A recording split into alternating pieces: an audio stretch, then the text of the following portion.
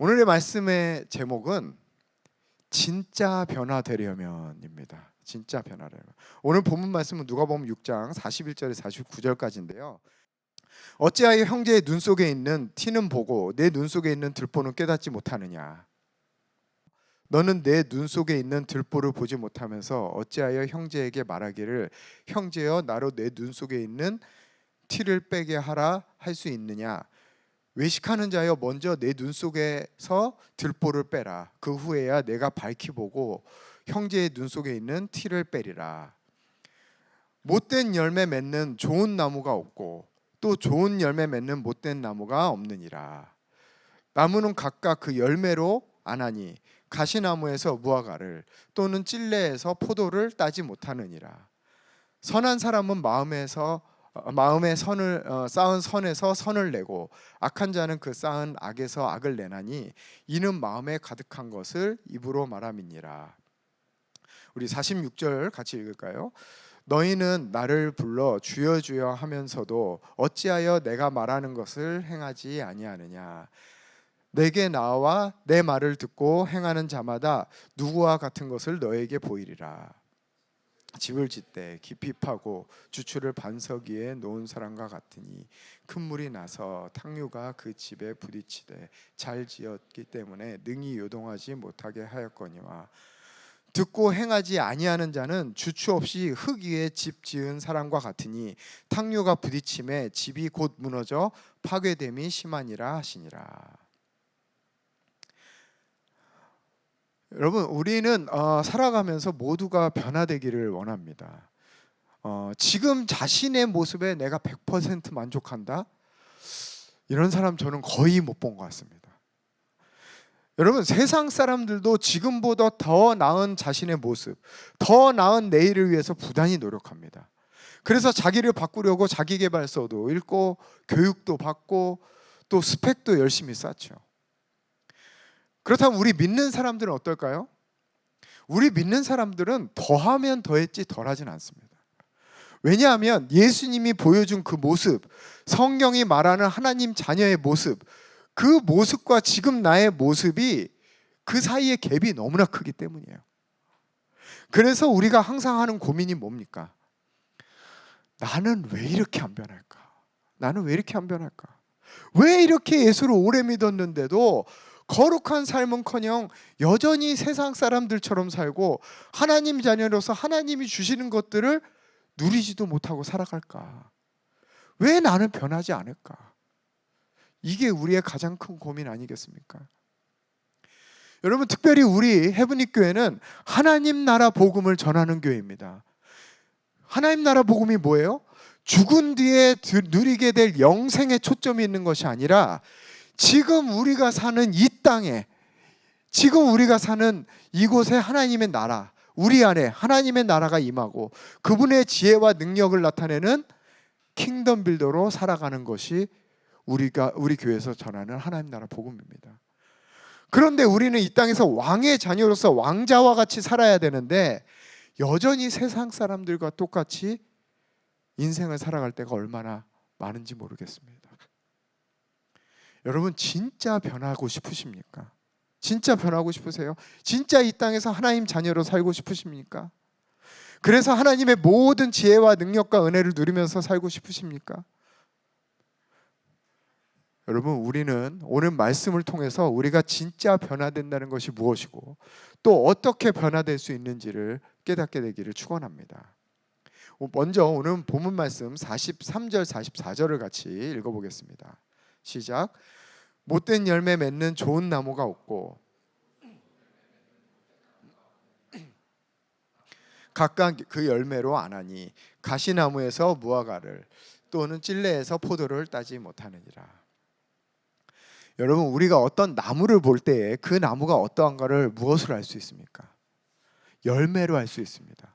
왜냐하면 열매가 그 나무의 본질을 나타내기 때문이에요. 그래서 오늘 말씀에서도 어떻게 가시나무가 무화과 나무를 맺겠느냐, 어떻게 찔레가 포도를 맺겠느냐, 이렇게 말씀하고 계십니다. 즉 열매는 그 나무의 본질을 나타내는 거예요. 자, 그럼 거꾸로 그 열매가 맺혀지기 위해서는 먼저 무엇이 변해야 됩니까? 그 나무의 본질이 바뀌어야 됩니다. 본질이 바뀌어야 돼요. 여러분, 열매는 겉으로 드러나는 겁니다. 눈에 보이는 거예요. 하지만 열매는 결과이지 원인이나 과정이 아닙니다. 본질은 나무예요.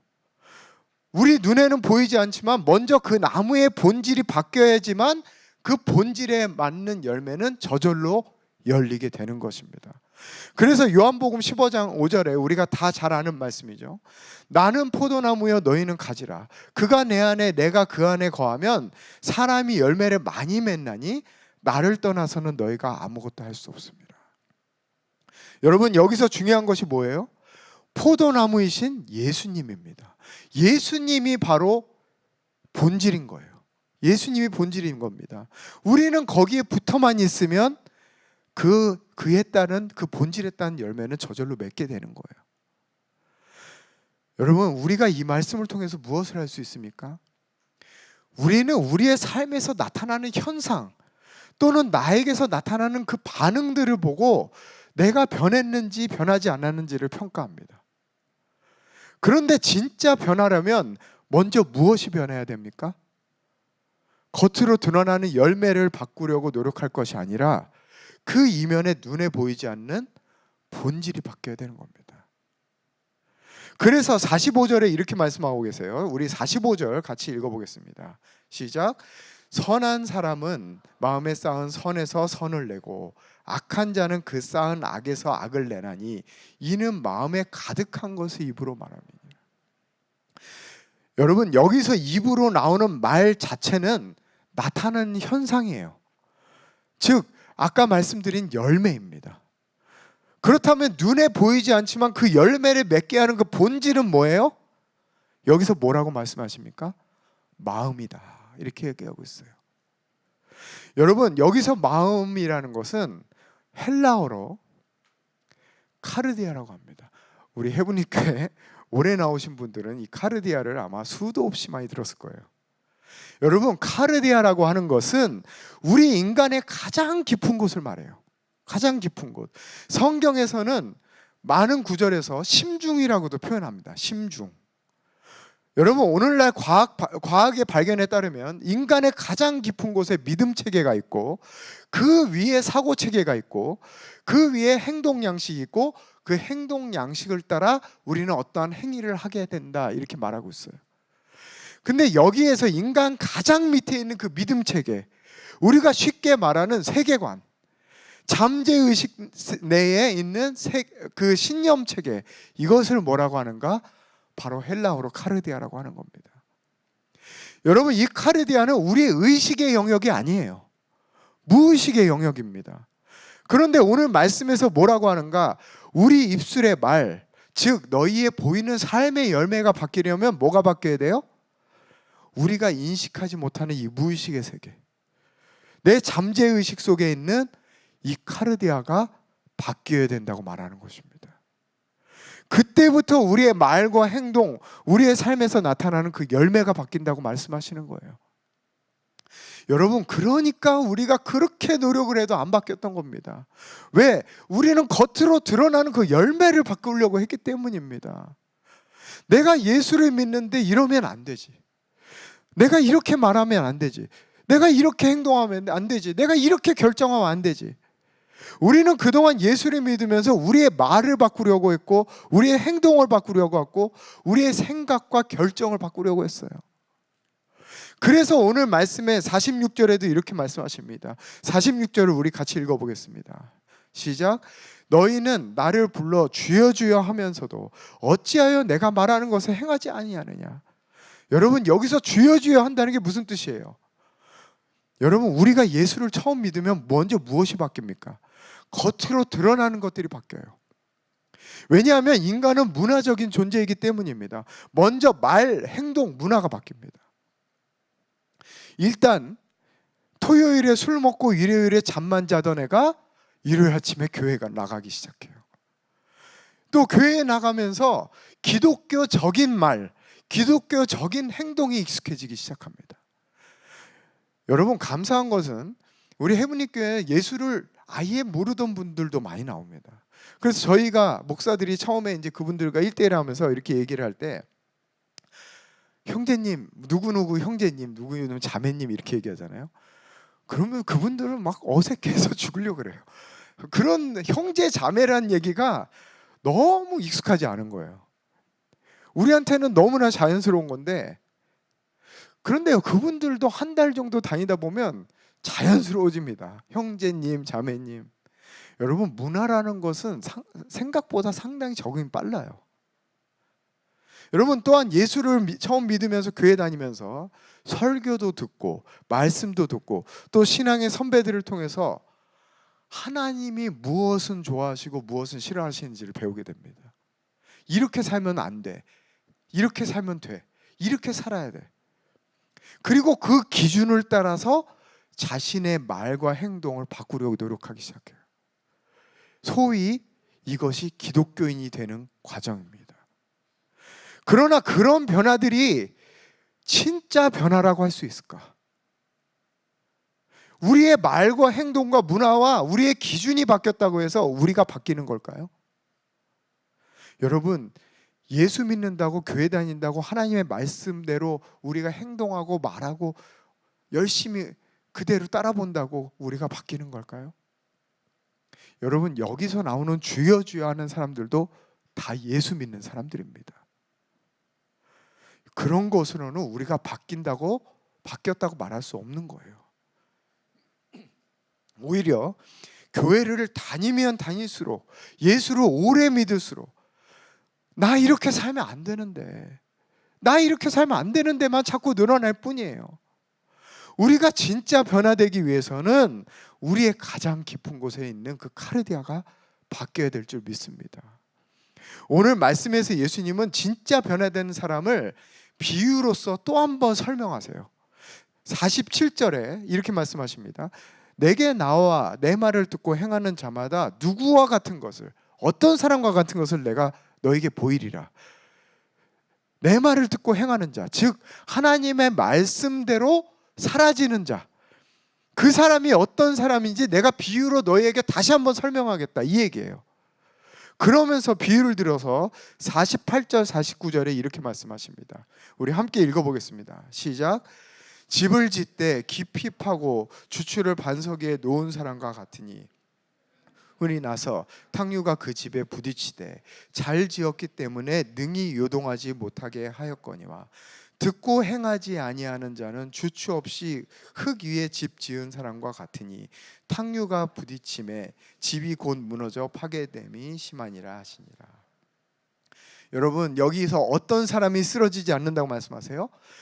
깊이 판 곳에다, 깊이 판 곳에다 주추를 놓은 사람, 가장 깊은 곳에. 여러분, 예수님의 이 비유는 당시 팔레스타인 지방의 기후와 건축 양식에서 온 것입니다. 여러분, 이스라엘은 아주 건조합니다. 그러나 비가 올 때는 단기간에 집중적으로 내리기 때문에 산에서부터 급류가 내려오기 시작해요. 만약 어떤 건물의 기초가 깊지 않으면 그 급류에 쓰러질 수밖에 없습니다. 여러분, 예수님이 말씀하신 이 비유를 다시 말하면 이렇게 말할 수 있어요. 예수님의 말씀대로 사라지는 진짜 변화된 사람은 깊은 곳에다 주추를 놓은 사람이다. 즉 자신의 심중, 그 카르디아가 하나님의 말씀대로 변화된 사람이다. 그 사람이 내 말을 듣고 행하는 진짜 변화된 사람이다. 이렇게 말할 수 있습니다. 여러분, 우리의 표면의식, 우리의 행동 양식, 우리의 생각에서 나오는 언어와 행동을 바꾼다고 우리는 변화된 존재로 살 수 없습니다. 진짜 변화는 우리의 가장 깊은 곳, 내 잠재의식 내에 있는 신념체계, 그 카르디아가 바뀌어야 되는 거예요. 자, 그럼 우리의 심중이 어떤 상태인지는 어떻게 알 수 있을까요? 먼저 그것을 우리가 알 수 있지 않겠습니까? 우리가 바꾸지 않겠습니까? 우리 잠재의식 내, 우리는 우리의 의식도 잘 모르는데 우리의 잠재의식 내에는 무엇이 들었는지 어떻게 알 수 있을까? 첫 번째, 우리는 고난을 통해서 알 수 있습니다. 여러분, 오늘 방금 읽었던 말씀 중에 큰 물이 나서 탕류가 그 집에 부딪힐 때 이렇게 말하고 있어요. 여러분, 그 집이 잘 지어졌는가 잘못 지어졌는가 어떻게 알 수 있는가? 큰 물난리가 나서 그 급류가 그 집에 부딪혀 보면 알 수 있습니다. 여러분, 평상시에 우리가 아무 문제 없이 일상생활을 하는 데는 얼마든지 잘 살 수 있어요. 아무 문제 없이. 왜냐하면 모든 것이 언더 컨트롤, 자신의 의지로 통제할 수 있는 상황이기 때문입니다. 그때는 자신 안에 있는 상처, 쓴뿌리, 불신앙, 변화되지 않는 내면을 직면하지 않아도 돼요. 그것을 튀어나오지 않도록 얼마든지 컨트롤하면서 살 수 있어요. 자신의 깊은 내면에 있는 문제가 진짜 튀어나올 때는 언제인가? 큰 물살이 그 집에 부딪힐 때, 그때는 우리가 신앙 좋은 척 할 수 없습니다. 그때는 진짜 우리께 나오는 거예요. 내 속에 있는 것들이 튀어나오는 것입니다. 그때 우리는 우리 속에 잠재의식 가운데 무엇이 숨어 있었는지를 보게 되는 거예요. 어떤 감정들이 안에 있는지. 그래서 하나님께서는 때로 우리에게 고난을 허락하시는 겁니다. 왜냐하면 그때 진짜 자기의 모습을 볼 수 있기 때문이에요. 여러분, 흙탕물을 컵 위에 담아놓고 가만두면요, 위에는 깨끗해집니다. 그러나 그게 깨끗하다고 해서 우리가 먹을 수 있습니까? 마실 수 있어요? 여러분, 그래도 그건 흙탕물인 거예요. 그 존재는 안 바뀐 겁니다. 그러나 그 진짜 존재를 보려면 어떻게 하면 알 수 있어요? 그 컵을 흔들면 알 수 있는 거예요. 아, 내가 지금 이런 상태구나. 바로 이게 하나님이 주시는 고난입니다. 두 번째, 우리는 다른 사람과의 관계를 통해서 자신 안에 무엇이 들었는지 알 수 있어요. 오늘 본문에서 예수님이 나무와의 열매를 대해서 비유하시기 전에 먼저 관계에 대해서 말합니다. 우리 41절, 42절 같이 읽어보겠습니다. 시작. 어찌하여 형제의 눈 속에 있는 티는 보고 내 눈 속에 있는 들보는 깨닫지 못하느냐? 너는 내 눈 속에 있는 들보를 보지 못하면서 어찌하여 형제에게 말하기를 형제여 나로 내 눈 속에 있는 티를 빼게 하라 할 수 있느냐? 외식하는 자여 먼저 내 눈 속에 들보를 빼라. 그 후에야 내가 밝히 보고 형제의 눈 속에 있는 티를 빼리라. 여러분 안에서 나오는 다른 사람에 대한 판단, 여러분, 그 판단 여러분이 판단하는 겁니까? 아니면 판단되어지는 겁니까? 판단되는 겁니다, 여러분. 판단되는 거예요. 내가 내 의식에서 판단하는 게 아니에요. 저절로 판단되는 겁니다. 무의도적으로 나는 그 사람 판단하는 거예요. 그래서 오늘 말씀에서 이렇게 말씀하세요. 다른 사람의 티를 보면서 판단하는 사람은 먼저 뭘 보라는 거예요? 네 안에 들보를 봐라. 다시 말해서 네 안에 무엇이 있는지 깨달으라는 거예요. 여러분, 우리는 하나님께서는 우리의 관계를 통해서 우리 잠재의식 속에 무엇이 있는지를 보여주시는 거예요. 여러분, 다른 사람 판단되십니까? 다른 사람이 자꾸 자신도 모르게 무시가 돼요? 다른 사람 정죄하는 마음이 듭니까? 그것을 통해서 여러분 안에 먼저 어떤 마음이 있는지 보십시오. 여러분 깊은 곳에 무엇이 있는지를 하나님께서 보여주시는 시간임을 깨달으시기를 바랍니다. 세 번째, 임재 기도를 할 때 우리는 우리의 내면을 직시하게 됩니다. 여러분, 임재 기도가 뭡니까? 하나님 앞에 그냥 잠잠히 가만히 자신을 드리는 기도예요. 무엇을 찾지도 않고 추구하지도 않고 그 시간에 어떠한 목적도 없이 그냥 하나님께 자신을 맡기는 시간입니다. 마치 환자가 모든 것을 벗고 의사의 손에 완전히 자기를 맡기고 수술대에 올라가는 것처럼 바로 그런 시간이 임재기도 시간이에요. 여러분, 우리는 그동안 신앙생활하면서 우리가 하나님을 위해서 열심히 무엇을 하는 데는 익숙해져 있어요. 그러나 가만히 자신을 드리는 것에는 너무나 익숙하지 못합니다. 그런데 임재기도를 해보면요, 금세 알 수 있어요. 내 안에 뭐가 들었는지. 왜 이렇게 이유 없이 내 마음에서 불안한 마음이 올라오지? 왜 이렇게 이유 없이 분주하지? 왜 이렇게 염려하는 마음이 있지? 왜 이렇게 계속 뭔가 계획하지? 계속 뭐를 해야 되는 그런 마음이 들지? 여러분, 평소에 자신이 인식하지 못했던 자신 안에 있는 것들이 스물스물 올라오게 됩니다. 여러분, 그래서 임재기도는 하나님께서 우리를 만지시는 너무나 귀한 시간인 거예요. 여러분, 임재기도하는 시간을 꼭 가지시기를 바랍니다. 어떤 사람은 딴 거 열심히 하는 거, 하나님을 위해서 열심히 기도하고 열심히 봉사하고 그건 다 하는데 임재기도 너무 힘들어하는 사람들이 있어요. 여러분, 그런 사람일수록 더 해야 하는 것입니다. 왜냐하면 자신의 노력으로 하나님을 붙잡고 있는 신앙생활을 하고 있기 때문이에요. 여러분, 진짜 신앙은 내가 다 놓았을 때 하나님이 나를 붙잡는 걸 체험하는 겁니다. 그게 진짜 신앙이에요. 네 번째, 이것은 말씀에는 나오지 않지만 제 체험을 통해서 말씀드립니다. 여러분, 아침에 눈을 뜨자마자 비몽사몽한 상태 있죠. 그때 분명히 우리 안에서 뭔가 올라옵니다. 올라와요. 내 의식이 돌아오기 전이에요. 뭔가 하루의 계획이 세워지기 전이에요. 근데 그 시간이 아주 중요한 시간입니다, 여러분. 왜냐하면 그 시간이 우리의 의식이 가장 낮아져 있고 우리의 무의식이 가장 높아져 있을 때이기 때문이에요. 그때 여러분 안에서 올라오는 것들이 어떤 것이 있는지 한번 보십시오. 저는 그 아침마다 눈을 뜰 때마다 체크합니다. 어떤 사람은 눈을 뜨자마자 저절로 감사, 기쁨, 정말 따뜻한 마음, 오늘 새로운 날에 대한 기대와 같은 하나님이 주신 긍정적인 감정들이 올라오는 사람들이 있어요. 근데 어떤 사람은 눈을 뜨자마자부터 걱정, 부정적인 느낌, 왠지 모를 불안감, 부정적인 감정들이 자동적으로 올라오는 사람들이 있습니다.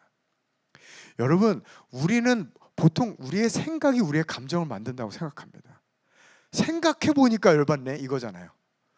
그러나 많은 경우 감정이 생각을 만듭니다. 그런데 그 감정은 우리가 이해할 수 있는 부분이 아니에요. 그냥 우리의 깊은 곳에부터 올라오는 겁니다. 그런데 그 감정을 따라서 문제를 내가 만드는 거예요. 내가 미워하는 사람을 찾는 거예요, 사실은. 내가 불편하니까. 여러분, 그거를 체크해 보셔야 됩니다. 우리는 이런 것들을 통해서 우리 안에 어떠한 역동성이 있는지를 우리는 알 수 있는 거예요. 자, 그럼 마지막으로 우리의 심중, 그 카르디아는 도대체 어떻게 바꿀 수 있는가? 이게 중요한 거 아니겠습니까? 일단 대전제를 말씀드리면 우리를 바꾸는 것은 밑에서부터 위로는 가능하지만 위에서 밑으로는 안 됩니다. 여러분, 이게 무슨 말인가? 우리의 가장 깊은 곳에서부터 변화가 시작되어 우리의 밖으로 열매를 맺는 것이지 우리의 밖에 있는 것을 바꿈으로 인해서 우리의 안에 깊은 곳을 바꿀 수 없다는 거예요. 우리의 행동, 우리의 말을 교정함으로써 우리의 카르디아를 바꿀 수는 없다는 겁니다. 즉 우리의 의식으로는 우리의 카르디아를 바꿀 수 없다는 거예요. 여러분, 우리의 잠재의식 내에 있는 신념 체계를 바꾸려면 오직 그보다 더 깊은 곳에서부터 변화가 일어나야 돼요. 그러면 우리의 심중보다 더 깊은 곳 어디입니까? 어디입니까? 영이에요. 영. 왜냐하면 카르디아는 어떠한 영의 영향을 받는 믿음 체계, 신념 체계이기 때문입니다. 여러분, 그렇다면 지금 우리 영 안에는 누가 계세요? 우리 영 안에 누가 계십니까? 성령님 계십니다. 오직 성령님만이 우리의 심중, 우리의 카르디아를 바꾸실 수 있는 거예요. 여러분, 그때야 비로소 진짜 우리의 진짜 변화가 일어나는 것입니다. 여러분, 표면적인 변화는 변화가 아니에요. 내 의지로 꾹 참고 거룩한 말, 거룩한 행동, 거룩한 생각을 골라서 한다고 해서 그것을 변화됐다고 말할 수 없습니다. 진짜 변화되었다면 우리 깊은 곳에서부터 그 거룩한 말, 거룩한 행동, 거룩한 감정이 저절로 올라와야 되는 거예요. 마치 쓴물을 내던 우리의 존재가 예수 그리스도로 말미암아 단물, 즉 그 뱃속 가장 깊은 곳에서 생수의 강이 넘쳐 흐르는 것처럼, 이게 진짜 변화입니다. 여러분, 우리의 카르디아로부터 하나님의 것이 저절로 올라와야 돼요. 긍정이 올라와야 합니다. 기쁨이 저절로 올라와야 돼요. 감사와 만족이 올라와야 합니다. 이게 진짜 변화입니다. 자, 그렇다면 성령께서는 언제 어떻게 우리를 변화시키시는가? 물론 하나님께서는 언제든지 우리를 만지실 수 있습니다. 그러나 오늘은 좀 실질적인 방법과 예를 말씀드리려고 합니다. 먼저 여러분 우리가 변화되려면, 우리의 심중이 변화되기 위해서는 우리 심중에 있는 부정적인 것을 뽑아내는 데 집중하지 마시고 하나님으로부터 오는 것을 심는 데 집중하십시오. 이게 아주 중요한 포인트입니다. 여러분, 우리는 대부분 우리 안에 좋지 않은 것, 부정적인 감정, 생각, 죄된 생각들을 뽑아내는 데 혈안이 돼 있어요. 자신의 잘못과 죄와 부정적인 감정을 계속 뽑다 보면 언젠간 변화될 거라고 착각하고 있습니다. 여러분, 우리 안에 하나님이 원치 않은 것을 뽑아내는 데 집중한다는 것은요, 다른 말로 말하면 부정적인 것을 한 번 더 우리 안에 심는 것과 똑같은 역할이에요. 여러분, 예를 들어서 우리가 왜 어린아이들한테 어른들이 보는 뉴스나 영화 안 보여줍니까? 왜 안 보여줘요? 여러분, 뉴스가 나쁜 겁니까? 일어난 사실을 그대로 전하고 그것을 바로잡는 게 뉴스예요. 내용상으로는 좋은 겁니다. 여러분, 영화도 마찬가지예요. 막 피를 흘리는 막 살인사건이 일어났을지라도 결국 거의 영화의 내용은 권선징악 아니겠습니까? 메시지는 좋은 거예요. 메시지는. 그럼에도 불구하고 우리가 어린아이들에게 그것을 보여주지 않는 이유는 그 내용이나 메시지와 상관없이 아이들이 바라보는 그 부정적인 것들이 그 안에 심기기 때문이에요. 여러분, 그러니까 보여주지 않는 겁니다. 여러분, 우리도 마찬가지예요. 우리도 살아가면서 실수도 합니다. 죄도 짓습니다. 잘못된 것들이 일어날 수 있어요. 그때 우리는 어떻게 합니까? 내가 그렇게 말하지 말았어야 되는데, 내가 그 죄 짓지 말았어야 되는데, 내가 그 사람에게 그렇게 하지 말았어야 되는데, 내가 왜 그런 실수를 또 했지 하면서 이미 일어난 그 죄와 부정적인 것들을 곱씹고 또 곱씹어요. 왜 그렇게 곱씹어요? 그래야 내가 다음번에 또 그런 일을 안 할 것 같으니까. 그 메시지를 스스로 계속 주는 거예요, 나한테. 너 그러면 안 되라는 메시지를. 여러분, 결국 내가 곱씹는 이유는 다시는 안 그러겠다는 그 메시지가 있는 것이지만, 그것을 곱씹는 만큼 그 부정적인 것이 우리 내면에 다시 심긴다는 거 알아야 돼요. 여러분, 이거 우리 아주 잘못 살고 있었던 겁니다. 잘못 살고 있었던 거예요. 여러분, 건강에 대해서 염려가 많은 사람들일수록 더 병에 걸려요. 그런 사람 못 보셨습니까? 저 사람 왜 이렇게 건강에 대해 염려가 많은데, 항상 염려가 많은데 더 아파. 보면 모든 계절마다 걸리는 거 다 걸려. 여러분, 악인은 그 두려워하는 것이 그에게 임하느니라. 물론 여기서 말하는 악인은 하나님을 떠난 악인을 말하는 것이지만, 우리 내면에 두려워하는 것, 내가 무서워하는 것, 부정적인 것을 묵상하면 할수록 그 일이 더 일어나는 거예요. 여러분, 이제는 우리 바뀌어야 됩니다. 일어난 일은 그냥 일어난 일이에요. 어쩔 수 없는 겁니다. 그것을 꺼내서 다시 묵상하지 마십시오. 잘못된 것을 뽑아내는 것에 여러분의 시간과 에너지를 쓰지 마십시오. 오히려 하나님이 여러분에게 주신 좋은 것을 심으십시오. 여러분, 자신이 누구인지 선포하세요. 죄를 내가 지었어도 그래도 나는 하나님 자녀야. 나는 하나님을 나타내는 자야. 나를 통해서 하나님의 영광이 드러나. 이게 진리 아닙니까? 이게 진짜 아니에요? 이것을 심으십시오. 여러분이 하나님의 자녀로서 이 땅에서 누릴 은혜, 기쁨, 만족, 감사를 상상하고 그것을 여러분 내면에 심으십시오. 그때 여러분 변화가 되는 겁니다. 여러분의 카르디아가 바뀌는 거예요. 여러분의 심중을 변화시키는 두 번째 방법은 뭐니 해도 하나님의 임재가 있는 예배에 나오는 겁니다. 여러분, 제가 이런 말을 자주 하죠. 한 번의 예배가 우리의 인생을 바꿀 수 있으면 믿습니다. 여러분, 이것은 사실입니다. 여러분, 우리가 결심하고 노력하는 것보다 여러분이 하나님 임재가 있는 예배 가운데 나와서 찬양하고 그 하나님의 임재를 경험하고 또 그 임재 가운데서 하나님 말씀을 듣는 그 시간이 여러분이 바뀌는 시간이에요. 왜? 성령께서 여러분을 만지는 시간이시기 때문이에요. 하나님의 임재 가운데 성령이 주시는 말씀을 아멘으로 받을 때 그 마음이, 그 말씀이 여러분 심중에 심기는 겁니다. 여러분이 알지 못하는 사이에, 성경 말씀 좀 자고 깨는 사이에 여러분이 변화되는 것을 경험하게 될 줄 믿습니다. 여러분, 저는 이 자리에 나온 단 한 사람도 그냥 왔다 그냥 가는 자가 없기를 예수 그리스도의 이름으로 축원합니다. 하나의 임재 가운데 여러분이 변화되는 정말 그런 임재가 있는 예배를 드리시기를 소망합니다. 세 번째, 제가 오늘은 좀 실질적인 얘기를 한다고 말씀드렸습니다. 제가 많이 쓰는 방법이에요. 사실 우리 교회가 시작하면서부터 우리가 세 가지 영성 훈련을 굉장히 강조했습니다. 첫 번째, 방언기도, 여러분 매일 방언기도 하라, 이런 거. 또 두 번째, 임재기도, 아까 말씀드린 임재기도. 세 번째, 기록하는 삶입니다. 기록하는 삶. 와, 근데 어느 순간부터 두 가지만 나왔어요. 이 기록하는 삶, 이게 왜 이렇게 안 되는 걸까요? 왜 이렇게 안 되는 거예요?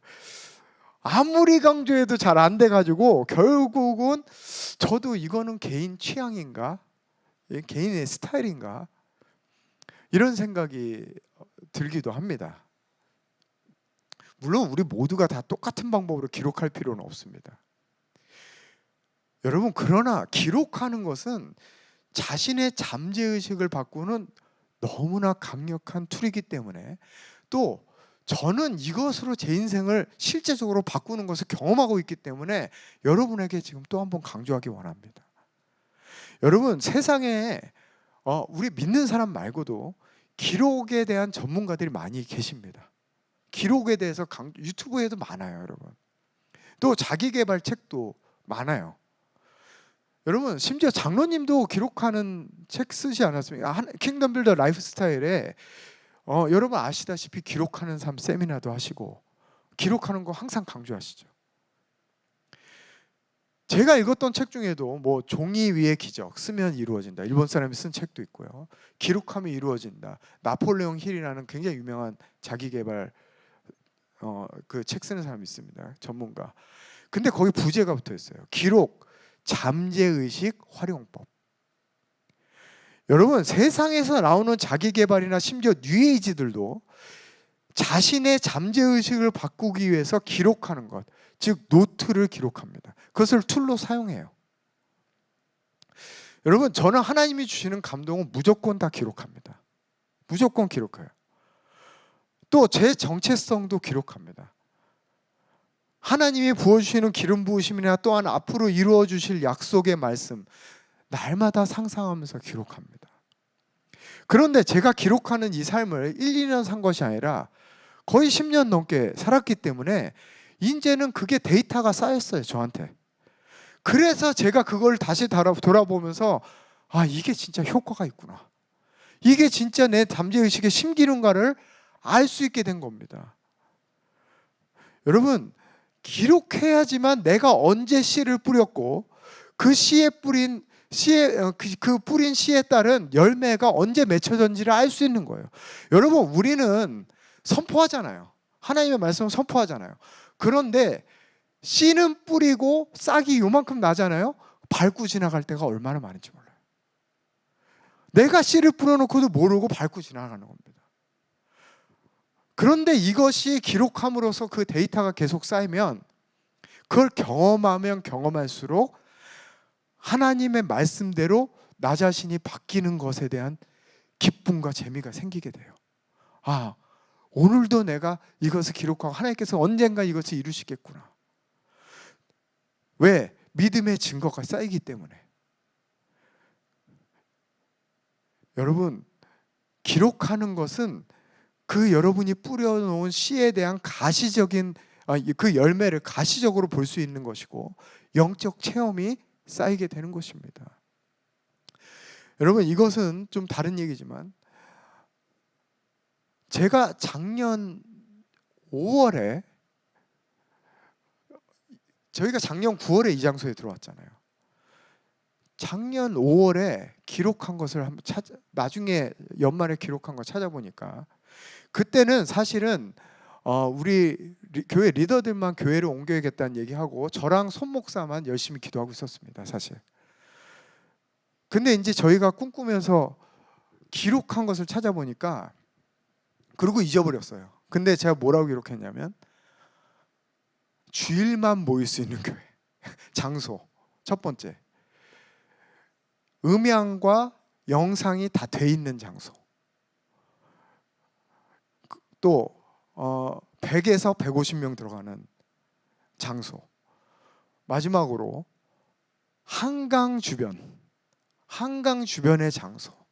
그러니까 서울 가운데에 있어야겠다. 왜냐하면 우리 교회는 뭐 의정부에서도 오고 수원에서도 오고 뭐 강동에서도 오고 김포에서도 오고 하는데, 한쪽에 너무 치우쳐 있으면 오기가 너무 힘들 것 같은 거예요.